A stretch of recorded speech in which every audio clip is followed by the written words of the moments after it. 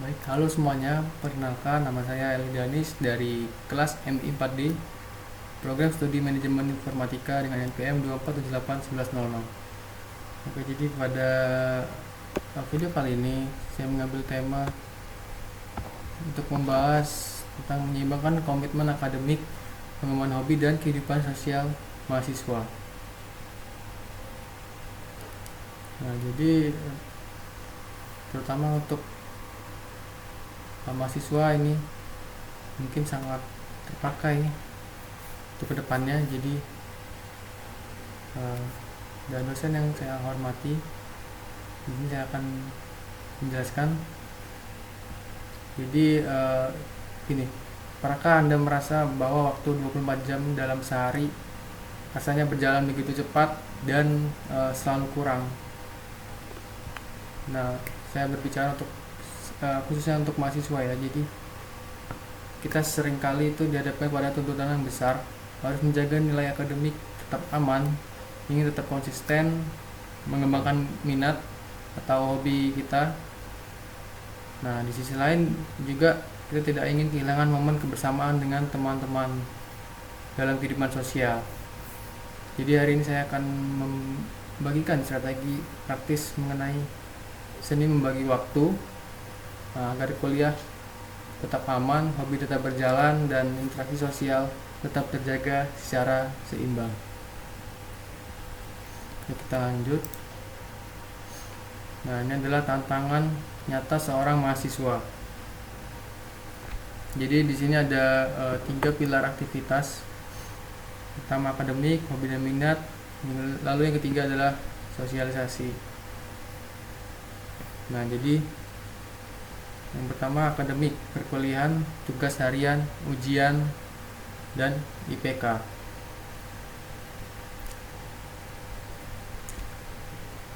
Jadi masalahnya banyak dari kita mengira bahwa untuk sukses di satu bidang kita harus mengorbankan bidang yang lainnya.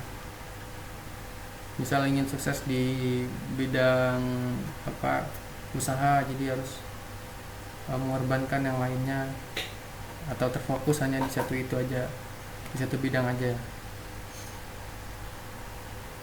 Nah, jika kita terlalu memaksakan diri hanya untuk belajar, kita akan mudah stres dan kurang pergaulan. Nah, sebaliknya jika kita terlalu asik menghabiskan waktu di luar untuk hobi atau nongkrong, tanggung jawab utama kita itu sebagai mahasiswa justru akan berantakan. Nah, jadi tantangan sebenarnya bukan memilih salah satu ya, melainkan bagaimana kita membagi porsi ketiganya ini dengan adil.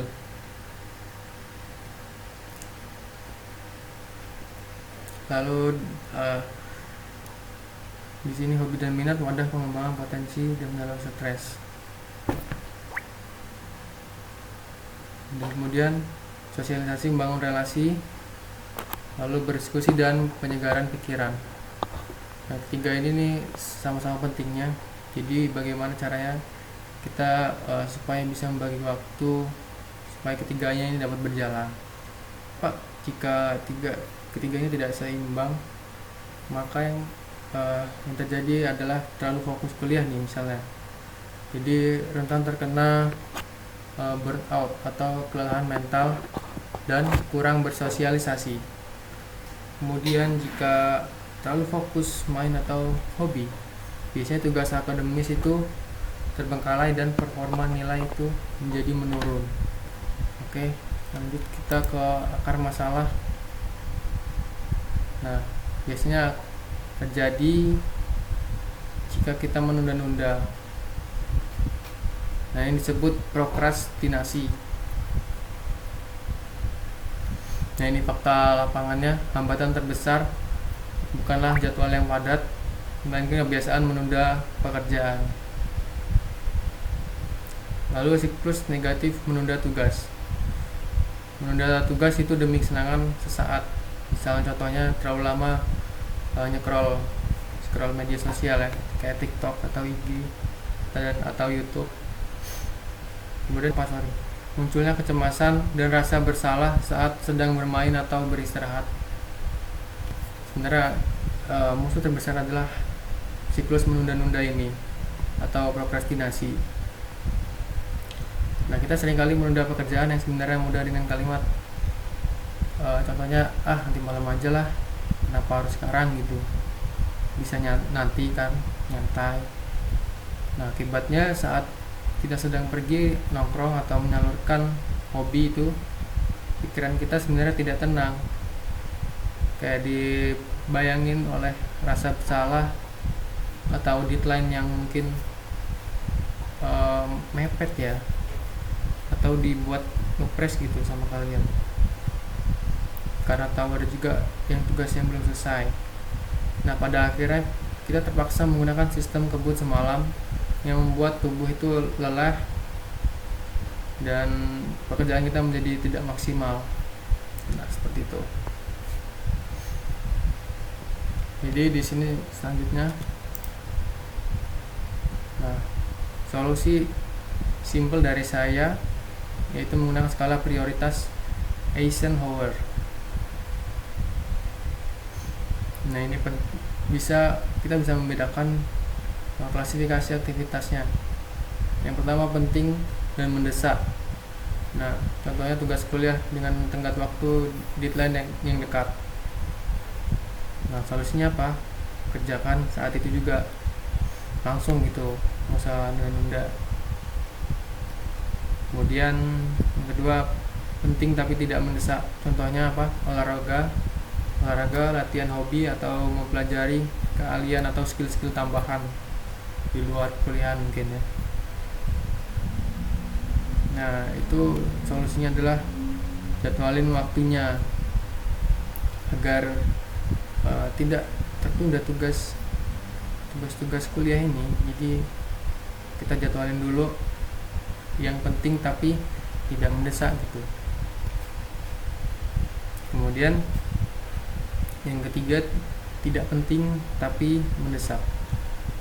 Nah, contohnya ajakan berkumpul mendadak di saat tugas utama itu belum selesai. Nah, di sini kita harus berani menolak ya. Misal ada teman yang ngajak main gitu, atau ngajak nongkrong, misal kita lagi ngerjain tugas, nah itu kita harus tegas, kita tolak bahwa kita akan mengerjakan tugas, bahwa harus selesaikan tugas terlebih dahulu gitu. Nah, dengan membagi fokus seperti ini, kita tahu kapan harus bekerja keras dan kapan bisa bersenang-senang tanpa rasa cemas. Kemudian kunci emas manajemen waktu harian. Yang utama, langkah taktis setiap hari. Nah, ini sebenarnya ini bilang gini ya,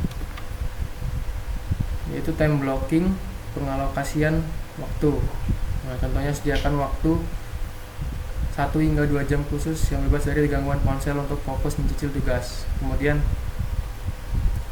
aktivitas sosial sebagai self reward ya mungkin. Jadikan waktu berkumpul dengan teman atau melakukan hobi sebagai hadiah setelah tugas itu sudah selesai gitu.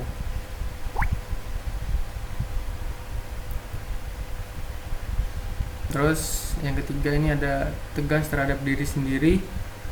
Nah, berani menolak ajakan bermain secara sopan ya jika berbenturan dengan tugas atau pekerjaan yang penting tadi.